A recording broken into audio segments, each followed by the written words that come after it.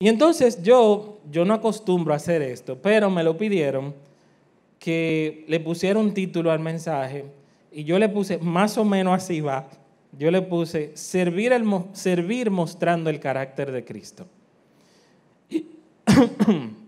Perdón. Y yo recuerdo que hace unos meses, ¿cuántos de ustedes han viajado con niños? Levántenme la mano. Una cosa, en el culto de jóvenes, esto no es yo hablo y ustedes no hablan, ¿eh? Aquí yo voy a hacer preguntas y ustedes me van a responder, ¿ok? Porque este es el culto de jóvenes, ¿sí o no? ¿Ok? Y entonces, ¿cuántos han viajado con niños? Levántenme la mano. Viajado de aquí a San Cristóbal, no importa. Porque viajar a montarse en un avión para ustedes. ¿Cuándo han viajado con niños de nuevo entonces? Ok. ¿Cuándo han viajado con niños chiquitos? Ok. Entonces, lo que yo voy a decir ahora, ustedes obviamente saben de lo que yo voy a hablar. Hace unos meses, nosotros nos fuimos de viaje en unas vacaciones familiares, ¿verdad? Y sucede que nosotros íbamos de viaje en ese momento fuera del país. Pero específicamente en ese viaje, y es la primera vez que lo hacíamos, nosotros nos fuimos por Punta Cana. Nos íbamos por Punta Cana. ¿Qué pasa? Que eran las 9 de la mañana del día de nosotros irnos, todo muy bien, todo el mundo estaba de vacaciones, todo el mundo contento. Ustedes saben, la presión, la maleta, pásame esto, pásame aquello, que si yo qué, que falta esto, que cierra el gas, que si pagaste la luz. Ustedes saben, ¿verdad? Yo no tengo que decir mucho de eso. Pero, ¿qué pasa? Que a mí me llega un correo, ¡pling!, en ese momento. Y dice que el avión se va a las 4 de la tarde. Y yo digo, no, espérate, porque el avión se va a las 8 de la noche. No es así. Y entonces yo reviso. Cuando llega ese correo, yo me acuerdo que una amiga me había comentado que también se iba ese día y que el vuelo de ella era más temprano que el mío. Yo le digo, no, pues si tú supieras, deben de ser 2 vuelos. Yo le digo, porque el vuelo mío es a esta hora. Señores, yo he buscado y el vuelo era más temprano. Ya ustedes saben lo que se armó en mi casa, ¿verdad? Cuando nosotros quedamos que teníamos que llegar a las 8 de la noche al aeropuerto y era a las 4, y eran las 10 de la mañana y nosotros estábamos todavía en pijama en la casa. ¡Buah! Se armó el reperpero. Recojan, rápido. Bueno, el asunto fue que salimos, llegamos al aeropuerto, y cuando llegamos al aeropuerto nos dicen en el counter, muy amablemente, que ustedes no pagaron maletas. Y yo digo, ¿cómo que nosotros no pagamos maletas? No, ustedes no pagaron maletas. Ya ustedes saben que nosotros andábamos con una mudanza, ¿verdad? Porque salir con Caleb significa que hay que andar con una mudanza. Ya Lucas es más fácil, pero con Caleb hay que salir con 10 biberones, etcétera, más agua, más de todo, porque es un reto salir con un niño pequeño, además de los chequeos y todas las cosas. Y llegamos y nos dicen que no pagamos maletas. Y yo miro a Yamel y le digo, no, vamos a revisar porque yo estoy seguro que yo las pagué. Yo no las pagué, las maletas. Porque en el único vuelo del mundo donde te venden un vuelo sin maletas es en ese, aparentemente, en un vuelo tan largo. Y yo le decía a Yamel, no, tenemos que pagar la maleta. Pagamos la maleta. Pasamos por los chequeos de seguridad, ya ustedes saben, nos abrieron la maleta porque el que anda con una funda de un polvo blanco, ¿verdad?, sellada en una maleta, obviamente le van a abrir la maleta. Efectivamente, nos abrieron la maleta. Ya yo lo sabía. Esa parte ya yo la sabía y nos abrieron la maleta y no hay forma en la que ellos puedan abrir la maleta y dejarla tal y como estaba, sino que hay que desbaratarla. Entonces la maleta de nuevo no cerraba. Y entonces tuvimos que cerrar la maleta. Ya ustedes saben que yo ando con 2 niños que son activos, muy activos. Y entonces mis niños estaban jugando y brincando y tirándose de todo lo que ellos veían, que uno no se puede tirar en una sala de migración. Entonces ellos estaban haciendo todo eso. Al final nos montamos en el avión, llegamos al lugar, pero cuando llegamos al lugar, nosotros llegamos a una ciudad que nosotros nunca habíamos ido. Y eso todavía nos agrega un estrés adicional. ¿Por qué? Porque es la incertidumbre de yo no saber dónde voy. Y nosotros estábamos solos. Nadie nos iba a buscar a esa ciudad. Nosotros teníamos que ir de esa ciudad al destino donde nosotros íbamos. ¿Y qué pasa? Que al salir del aeropuerto, ¿verdad? Había que tomar una guagua, un tren, un burro, escalar una montaña, ya ustedes saben, todo eso. Pero para llegar del aeropuerto a la ciudad había que tomar un tren, el cual nosotros nunca en la vida habíamos tomado, ni sabíamos cómo se hacía. Y para colmo hacía un frío de como menos 50 grados en ese lugar. Y ya ustedes saben que mis hijos estaban totalmente activos todavía, con frío y todo. Brinca, brinca, brinca, brinca, brinca, brinca, brinca. Y para completar, entonces, en medio de ese frío, Caleb se echó un agua arriba y entonces en el medio de la estación del tren con ese frío tuvimos que cambiar a Caleb para completar. Pero nos montamos en el tren, ¿verdad?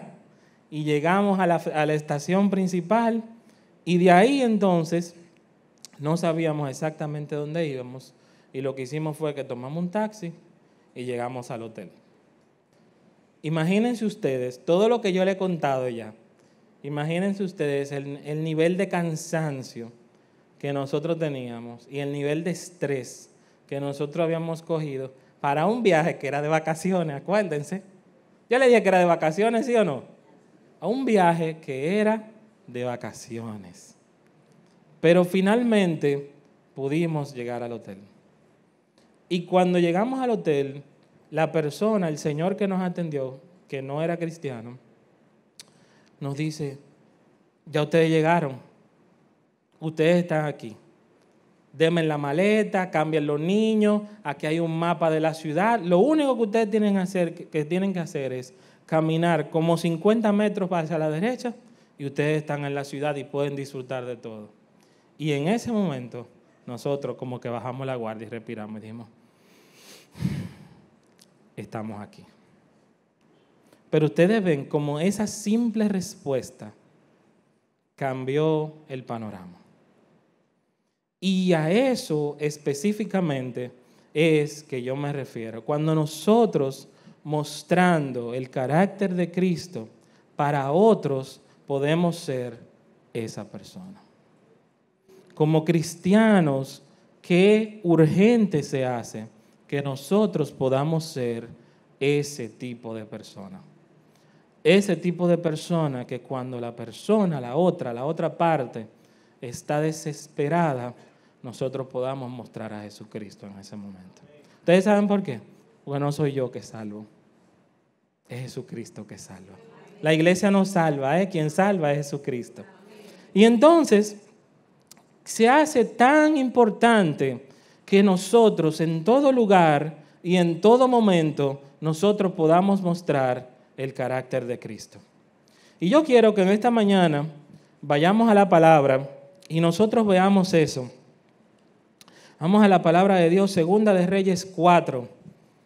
Y lo que vamos a ver en esta mañana, ustedes son pasajes que lo hemos visto 1,000,000 de veces. Pero hoy hay una enseñanza totalmente diferente de esos pasajes que ustedes van a ver hoy. Segunda de Reyes 4. Para los que no saben, Eliseo es mi personaje de la Biblia favorito, Palabra de Dios buena, eficaz, bendecida. Palabra que habla y me guía cada día. Amén.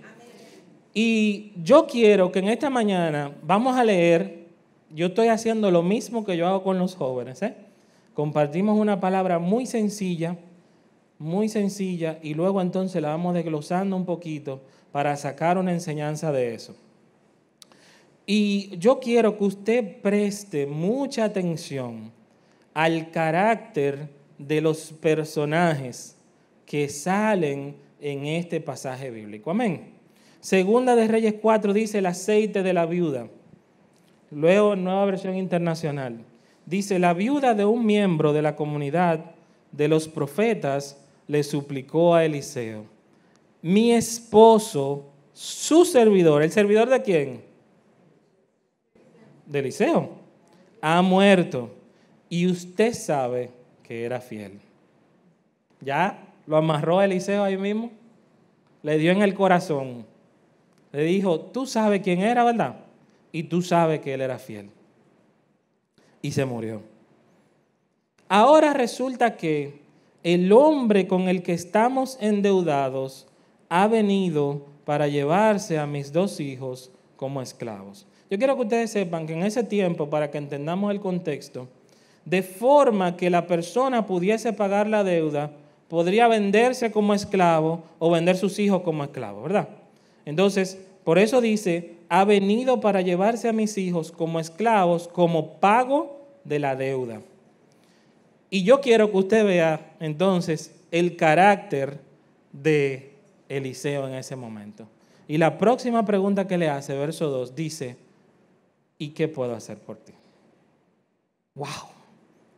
Yo no sé si usted está entendiendo eso, pero yo quiero que usted se ponga en los zapatos de Eliseo y usted ve una persona que va donde usted con una necesidad.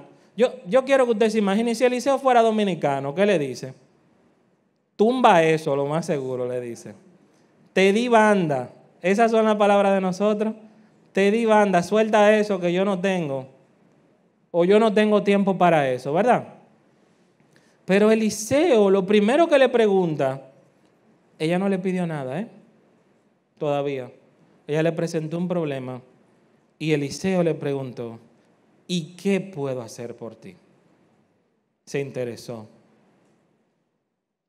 Le preguntó Eliseo, dime, ¿qué tienes en casa? Su servidora no tiene nada en casa, le respondió, excepto un poco de aceite. Eliseo le ordenó, sal y pide a tus vecinos que te presten sus vasijas. Consigue todas las que puedas, luego entra a la casa con tus hijos y cierra la puerta. Echa aceite en todas las vasijas y, a medida que las llenes, ponlas aparte. Enseguida la mujer dejó a Eliseo y se fue. Luego se encerró con sus hijos y empezó a llenar las vasijas que ellos le pasaban. Entonces, Julio, ¿tenemos los micrófonos ready? Sí, no se puede. Ok, pues entonces lo voy a hacer así como quiera. Ok. Entonces, yo quiero que usted me diga, yo le dije que aquí yo preguntaba, ¿verdad? Porque estamos en el culto de jóvenes. Yo quiero que usted me diga, ¿qué usted puede ver, qué carácter usted puede ver en esa viuda, en ese momento? Dígame, ¿qué pasó? ¿Qué tenía ella? Levántame la mano y dígame, allá. Disposición. ¿Qué más? Obediencia. ¿Qué más? Fe. Acción. ¿Qué más? ¿Qué más? ¿Qué más? Una necesidad tenía. Una necesidad. ¿Qué más? ¿Alguien tiene algo diferente? Temor. Perfecto, gracias, pastor. Allá. Una acción. Allá. Esperanza. Sí, porque si no hubiese habido esperanza, entonces ya no hubiese ido donde Eliseo, ¿verdad? Esperanza y todo eso que ustedes dijeron. Y entonces yo quiero que usted me diga, ¿qué usted ve en el carácter del Hijo de Dios en ese momento? Dígame, cuando ella fue con ese problema, ¿qué usted ve? Disposición también. ¿Qué más? ¿Qué más? Solidaridad. Se hizo, ¿cómo es la palabra? Empatía. Gracias. Se sensibilizó. Porque él pudo haber dicho que no. ¿Sí o no? ¿Qué más usted ve? Misericordia. Virtud. ¿Qué más? Yo le voy a decir algo que yo veo. Yo veo autoridad. Yo veo autoridad porque él en ningún momento dudó de lo que la mujer tenía que hacer. Le dijo a esto y esto y esto y esto. Yo veo autoridad ahí. ¿Usted no la ve? ¿Qué más usted ve? Disposición de él. Disponibilidad también. ¿Qué más? Propósito. planteó una solución, no lo que no se podía hacer. Atención prestó. Y entonces yo le pregunto a ustedes, ¿se parece eso a la historia que yo le dije que nos pasó a mí, a Yamel, con los chicos? ¿Y ese señor que estaba en ese hotel? Se parece, ¿verdad? Se parece mucho. Y entonces dice, verso 6, cuando todas ya estuvieron llenas, ella le pidió a uno de sus hijos que le pasara otra más, y él respondió, ya no hay. En ese momento se acabó el aceite. La mujer se fue y se lo contó al hombre de Dios, quien le mandó, ahora ve a vender el aceite y paga tus deudas. Con el dinero que te sobre podrán vivir tú y tus hijos. ¡Wow! La provisión de Dios en ese lugar. La provisión de Dios a través de nuestra obediencia. Y entonces yo quiero que usted piense ahora, y aquí es que está la enseñanza que a mí me gusta esta mañana. ¿Cuál fue el límite del aceite? Hasta que hubo vasijas. Ese fue el límite de la bendición de Dios en ese momento. Y entonces, el número de jarras que ellos recolectaron fue el indicio de su fe.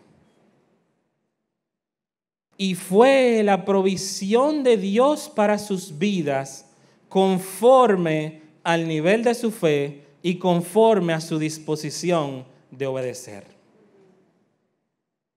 Hermano, mire, ahí no dice que Dios le puso límite a la jarra. Si hubiesen habido 1000 jarras se hubiesen llenado.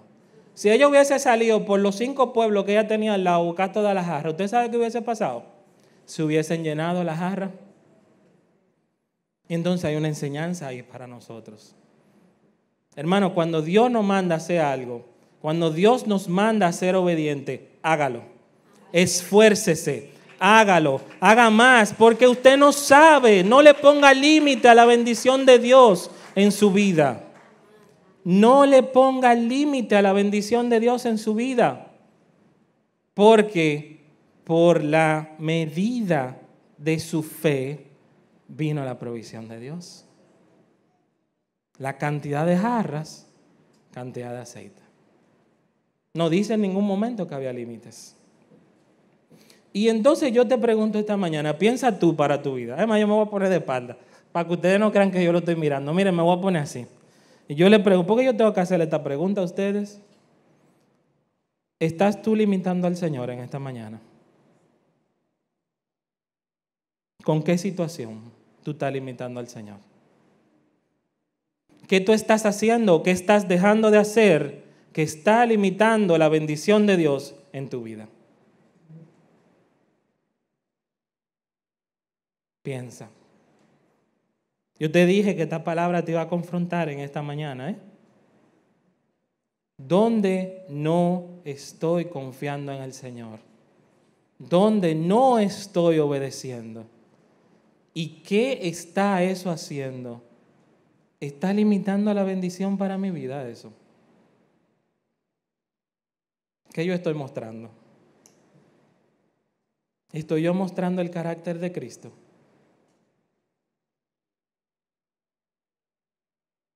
Sí. Vamos a ver una segunda lectura en esta mañana. A los jóvenes les gusta que yo diga esto, pero este no es el caso. Este no es el mensaje más corto que yo he predicado. Ellos se ríen mucho porque yo lo digo a cada rato, que este es el mensaje más corto que yo voy a predicar, pero este no es ese. No es el más corto el día de hoy. Según Juan 2, segunda lectura. Vamos a ver a Jesús. ¿Cuánta sabiduría hay en la vida del Señor?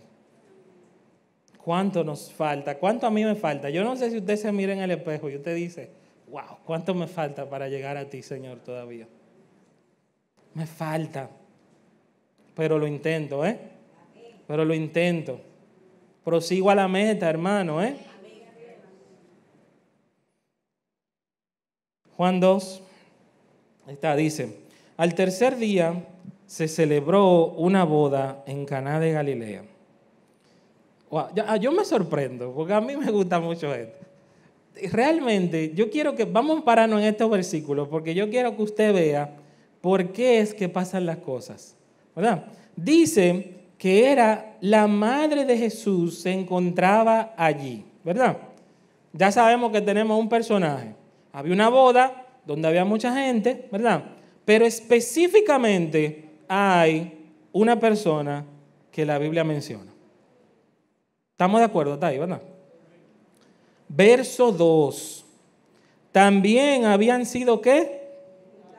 Invitados a la boda Jesús y sus discípulos. Cuando el vino se acabó, la madre de Jesús le dijo, ya no tienen vino. Se parece a mi mamá eso. De verdad que se parece. Yo lo veo, yo me río, yo digo, se parece a mi mamá. Mi mamá me diría lo mismo. Ay, se acabó. ¿Y entonces qué vamos a hacer? Se parece a mi mamá. Y Jesús responde, mujer, ¿eso qué tiene que ver conmigo? Respondió Jesús, todavía no ha llegado mi hora. Y cuando yo leí eso, yo dije, oh, pero fue como que un poquito diferente Eliseo eso. Porque Eliseo se mostró totalmente disponible desde un principio. Pero Jesús no respondió lo mismo. Y usted se pregunta, ¿y por qué? Entonces vamos a darle para atrás el cassette, ¿verdad? Vamos a darle para atrás, porque ahí está. Lo acabamos de leer, es que usted no lo vio. Vamos a leerlo de nuevo. Dice que ¿dónde estaban ellos? En una boda. Pero habían sido ¿qué? Invitados. Y entonces yo quiero que usted se ponga en esos zapatos ahora. Imagínese usted que usted lo invitan a una boda de un fulano cualquiera, no sé, porque no lo dice la Biblia ni siquiera de quién es. A usted lo invitaron a una boda en un sitio y a usted le dicen, se acabó el vino. ¿Cuál es su respuesta? Pues nada, no hay nada que brindar, que beban Coca-Cola entonces, ¿sí o no? O que beban agua. Usted ve la respuesta. ¿Por qué? Porque usted fue invitado. La boda no es suya. Usted no es familiar de los novios ni nada. Ni papá, ni mamá, ni nada de los novios. A usted lo invitaron.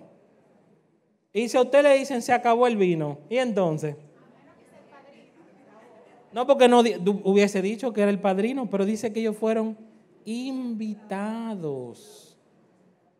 Invitados. Y usted sabe que Jesús tiene razón. Tiene razón. ¿Por qué? Porque ese no era mi problema.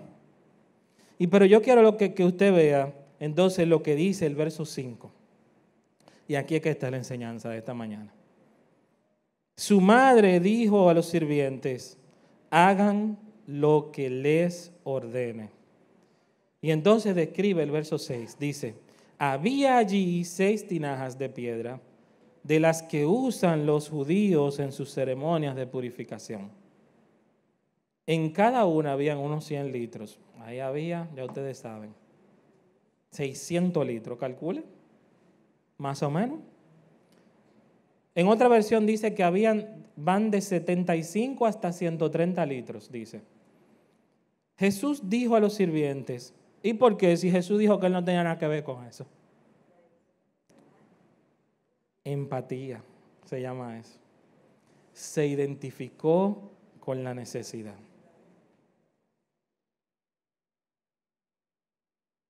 Llenen de agua las tinajas, verso 7. Y los sirvientes las llenaron hasta el borde. Eran agayú eso. Sí, de verdad. Segurito que eran dominicanos. Hasta el borde les llenaron. Y dice, ahora saquen un poco y llévenlo al encargado del banquete, le dijo Jesús. Así lo hicieron. El encargado del banquete probó el agua convertida en vino sin saber de dónde había salido. Aunque sí lo sabían los sirvientes que habían sacado el agua. Entonces llamó aparte al novio y le dijo, todos sirven primero el mejor vino, Y cuando los invitados ya han bebido mucho, entonces sirven el más barato. Pero tú has guardado el mejor vino hasta ahora. Las primeras de sus señales, la hizo Jesús en Caná de Galilea. Así reveló porque tiene un propósito. El propósito es darle la gloria a Dios todo el tiempo. Ese es el propósito. Que en todo lo que nosotros hacemos, en todo el carácter que nosotros mostremos, donde se ve a Cristo, no soy yo que me veo, es Cristo que se ve. Es Cristo que se ve. Y sus discípulos creyeron en Él. O sea, que el propósito era que se viera su gloria y que creyeran. Tiene propósito. Pero entonces yo le decía que la enseñanza de esta mañana estaba en el verso 5. Hay muchísimas cosas que nosotros podemos sacar de esos versos. Pero yo quiero que ustedes vean el verso 5, donde dice su madre. ¿Estamos en el verso 5? No. Ok, estoy yo en la pantalla ahora. Verso 5 dice, su madre dijo a los sirvientes, hagan lo que él les ordene. Qué difícil se nos hace a nosotros, ¿eh? Ir donde Jesús con un problema y entonces nosotros queremos decirle a Jesús cómo resolver el problema también. Yo soy así, yo no sé usted, pero yo soy así. Señor, yo quiero que tú me ayudes, mira Señor, enviar a mi casa, pero tú sabes que es el 30 que tú la tienes que pagar. Porque si no, entonces vamos a tener problemas y qué sé yo qué, y qué sé yo cuándo. O yo debo este dinero, pero tú tienes que pagarle primero a fulano y después entonces,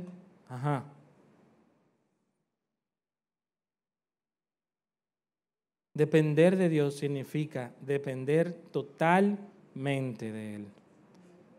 Y totalmente significa dejar que Dios tome el timón y haga lo que Él tiene que hacer. Y eso fue exactamente lo que pasó ahí, porque someterse a la voluntad de Dios requiere que nosotros confiemos. Y entonces yo le pregunto a ustedes, en esos segundos versos, piensen en María. ¿Qué ustedes ven en ella? Se presentó con una necesidad. ¿Qué más? Confiaba que Él podía suplirla, porque si no, no hubiese ido.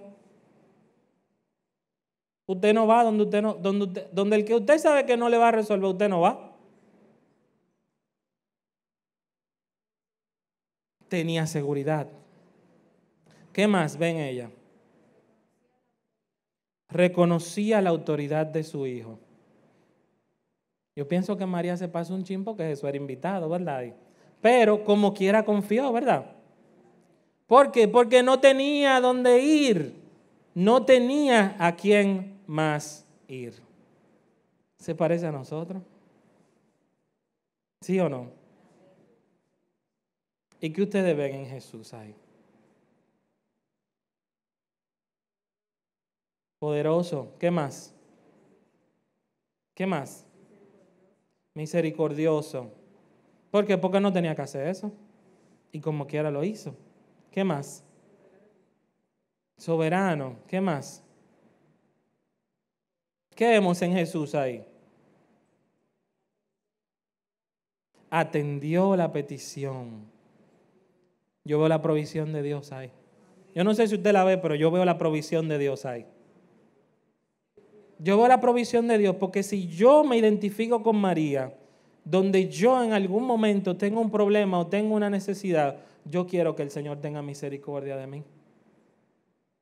Porque yo creo que la autoridad de Dios puede cambiar y puede trastornar y puede cambiar las cosas.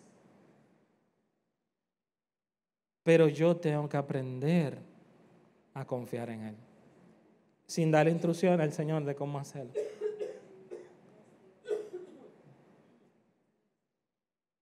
Amén. Y yo quiero, para terminar en esta mañana, Hay una fábula. A mí me gusta mucho leer fábulas que tienen enseñanzas. Y yo esta la aprendí hace un tiempo. Yo no sé si la he compartido antes. Creo que la compartí en el grupo de jóvenes. Una vez la aprendí en un curso que me dieron en el trabajo y yo quiero compartirla con ustedes en esta mañana ya para terminar. Dice, esta es la historia de un cuento que sucedió una vez. Hace mucho, mucho tiempo, en una aldea remota de la lejana India, un pobre aguador que contaba solo con 2 sencillas, pero grandes vasijas para realizar su trabajo, sujetadas mediante un gran palo. Las vasijas colgaban a cada lado para que el aguador pudiera llevarla lo más cómodamente posible encima de sus hombros. 2 vasijas, un palo atravesado, y él la llevaba. ¿Van conmigo? ¿Me van siguiendo, verdad? Una de las 2 vasijas tenía algunas grietas por las que se escapaba el agua. Cuando el aguador finalizaba el recorrido, en la vasija agrietada quedaba solamente la mitad del agua en la otra, la mitad del agua que en la otra. O sea, una completa y la otra solamente por la mitad. Y así cada día. La vasija sin grieta se sentía bien y orgullosa de no tener ni una grieta por donde el agua se escapara. Se congratulaba de ser perfecta para el trabajo para el cual fue creada por las manos de su amo. Sin embargo, la vasija agrietada se avergonzaba de sí misma por ser imperfecta y por no poder cumplir su fin. Viendo que no podía mejorar, al cabo de unos años, la vasija agrietada le dijo al aguador, me siento avergonzada y quería pedirte perdón por perder la mitad del agua que transportas a causa de mis grietas. Por mi culpa, solo ganas la mitad de lo que deberías percibir por tu trabajo de aguador. El aguador, tras escucharla con atención, le contestó, me gustaría que en el camino de regreso a casa te fijes en todas las flores bellas que han crecido a lo largo del camino. Así lo hizo la tinaja agrietada, observó durante todo el recorrido de vuelta a casa una fila de preciosas y coloridas plantas y flores por la vereda del camino. Sin embargo, siguió afligida porque ya había perdido la mitad del agua con la que su amo la había llenado. ¿Te has dado cuenta que las flores solo crecen a tu lado del camino?, le preguntó el aguador a la vasija agrietada al llegar a casa. No debes afligirte, pues siempre he sabido de tus grietas y por eso he querido sacar lo mejor de ellas, ver su lado positivo. Por eso sembré semillas de flores en la vereda del camino por donde vas. Las has regado todos los días desde hace 2 años y gracias a ello he podido recoger estas maravillosas flores. Si fueras diferente a como eres, con tus capacidades y limitaciones, no se hubiera podido crear ni crecer tanta belleza.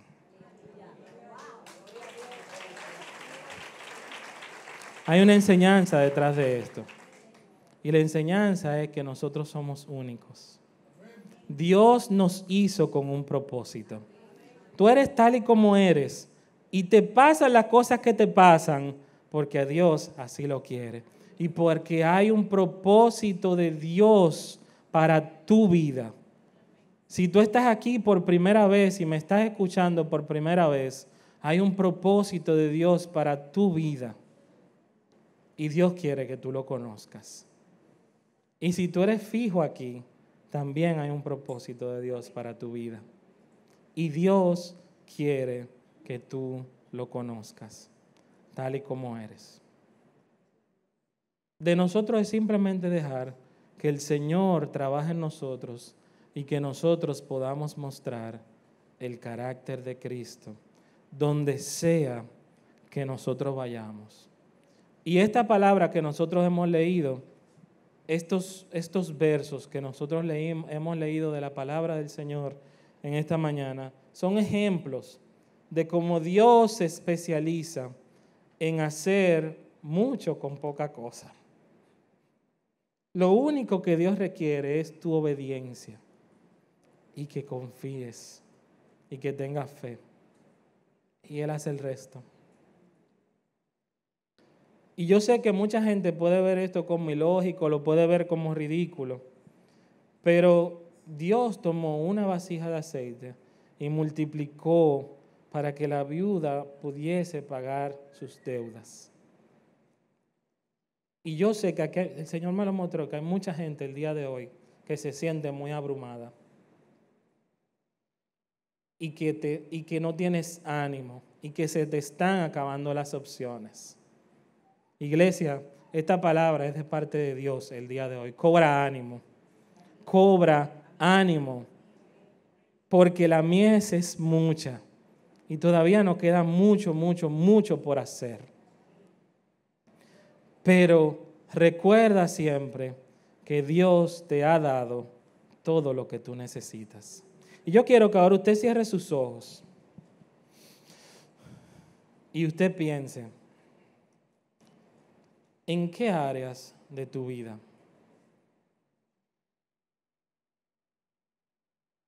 tú te sientes abrumado? ¿En qué áreas tú te sientes que de verdad no te queda nada?